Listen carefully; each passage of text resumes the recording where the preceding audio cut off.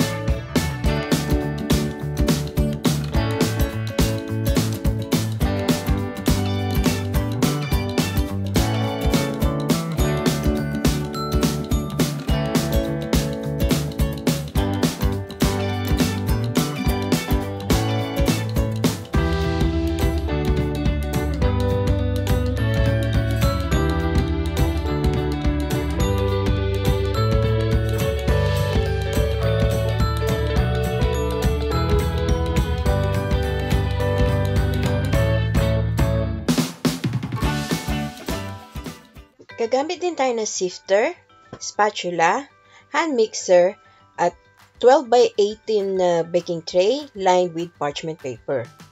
Ang ating first step, ilaline lang natin itong tray with parchment paper. Hindi natin ito gigrisan. Then magpe-preheat na tayo ng oven sa 180 degrees Celsius or 350 degrees Fahrenheit. Ang ating next step dito sa ating separate bowl, isi-sift natin yung self-raising flour, lahat ng ating dry ingredients, para maganda at pino ang ating flour. Add natin yung baking powder, and then yung salt. And haluin lang natin itong maigi. Then, dito naman sa ating egg yolks, i-add natin yung isang portion ng 3/4 cup na sugar. And then, ibibit natin to on high speed hanggang maging light yellow in color.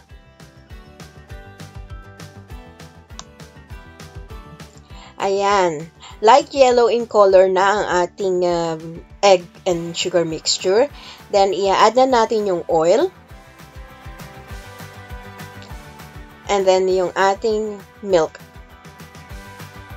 Mix lang natin. Ang ating next step, i-add na natin yung dry ingredients. And then, i-mix natin to hanggang maging smooth and lump-free. Ayan, smooth and lump-free na ang ating butter. I-scrape lang natin yung sides. Pati na rin yung ilalim.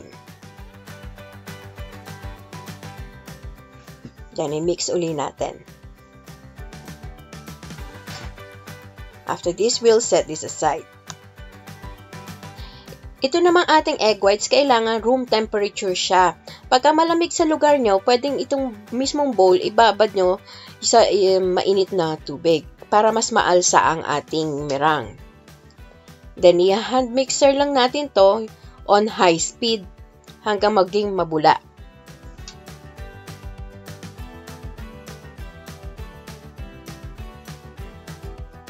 Yan. Ganitong mabula na, i-add na natin yung cream of tartar.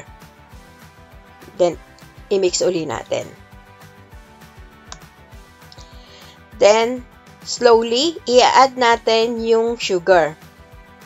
Dahan-dahan lang.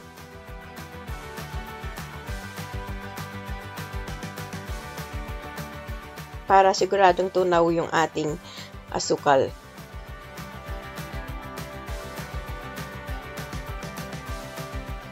Then, we will continue mixing this on high speed hanggang maging stiff peak. Ayan, pagka ganitong glossy na at nag-form na ng peak yung ating meringue, at kahit itaob nyo ito, hindi ito babaksak, na ibig sabihin nasa stiff peak stage na tayo. Ang ating next step, kuha lang tayo ng mga 2 scoop ng ating meringue dito sa ating butter. Ilulusen up lang natin to. Ifo-fold natin to using a cut and fold method. Huwag nyo masyadong i-overmix. Kung hindi, babaksak yung ating cake.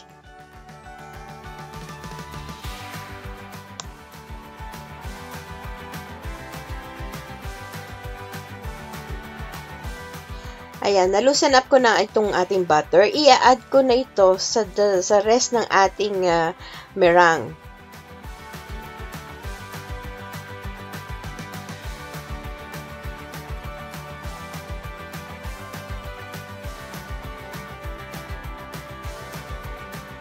Then, ifo-fold in natin to. Cut and fold. Again, don't overmix this. Pag nagfo-fold tayo, kailangan makuha nyo rin yung ilalim. Then, continue lang hanggang sa mawala yung white streak. But don't overmix this. Ayan, even na ang ating color. So, pwede na natin itong isalin sa ating prepared tray. Ito na yung ating prepared tray with parchment paper. Isasalin lang natin yung 3/4 ng ating butter.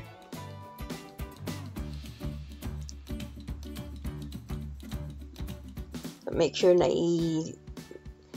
i-level nyo lang.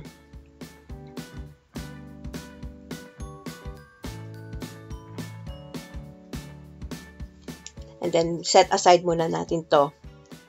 Tapos, yung ating natitirang 1/4 mixture na butter, i-sift in natin yung 2 tablespoon ng cocoa powder. Make sure na isi-sift nyo yung ating cocoa powder kasi buo-buo ito.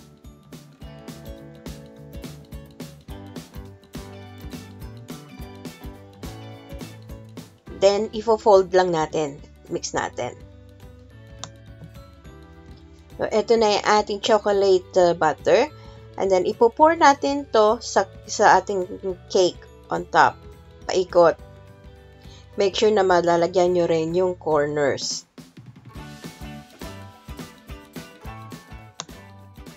Ubusin natin. Sayang. Okay lang na magpatong-patong na siya.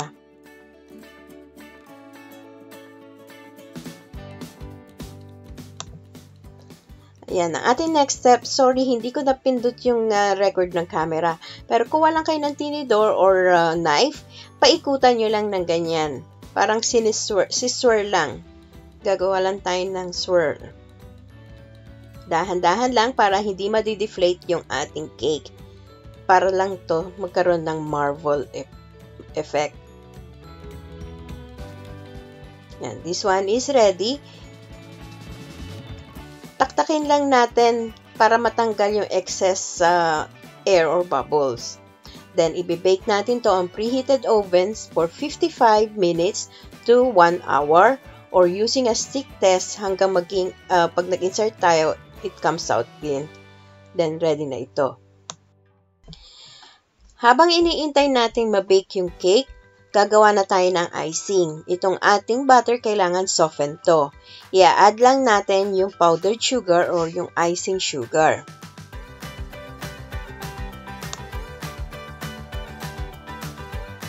Then, using a spatula, haluin ko lang to para hindi ako mapulbusan. Press nyo lang. Ayan, kanyang wala ng traces ng icing sugar or powdered sugar gamit tayo ng hand mixer. I-cream natin ito.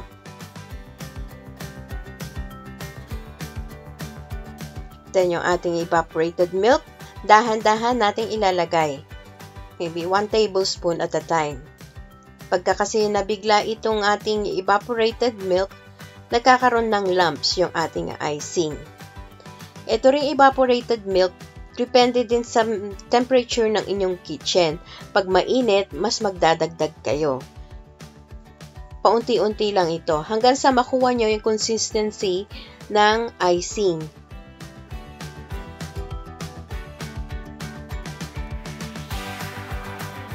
Walang exact measurement, basta dahan-dahan lang ang paglagay. Yan, lagay ko lang yung last drop ng ating evaporated milk. Mimix ko lang. Happy na ako sa ganitong consistency. Pagka ganyang smooth na at icing na ang consistency, pwede na ito. As an optional ingredients, pwede din kayo mag-add ng vanilla. Then, haluin uli natin. After this, we'll set this aside.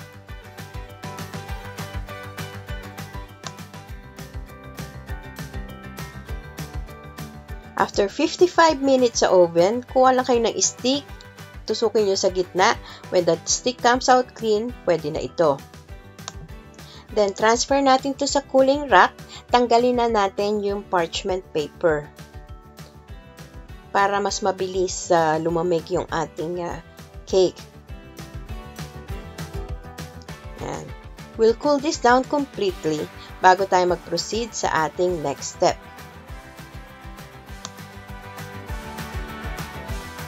Ito na yung na-cool down natin. Hinati ko lang sa gitna. Then, kunin natin yung bottom. Lagay natin sa ating cake board. Nagupit lang ako ng 4 na parchment paper. Ilalagay natin to sa side, sa ilalim, para hindi madumihan yung ating cake board. Then, mag-scoop lang tayo ng icing. Tansyahin nyo lang para na hindi kayo mauubusan para mamaya. Spread out lang natin to.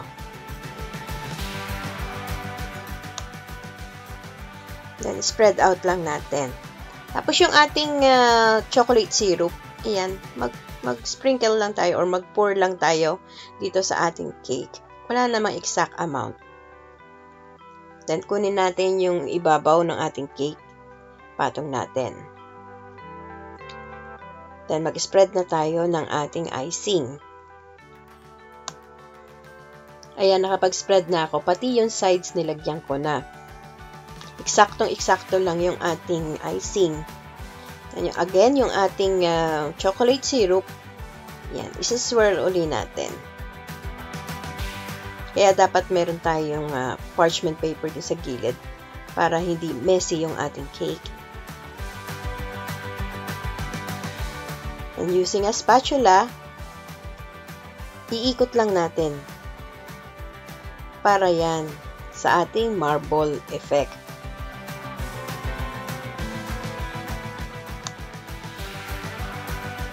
Ayan. Make sure na ma-swirl nyo lahat para maganda yung pagkaka-marble effect niya, pati yung sides.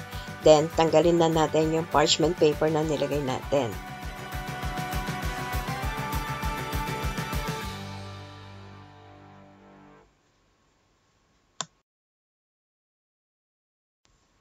This is it. Ito na ang ating marble cake. Sana magustuhan niyo itong recipe na ito and share it with your friends. Hanggang sa susunod kong video, magkita-kita ulit tayo. Salamat! Bye!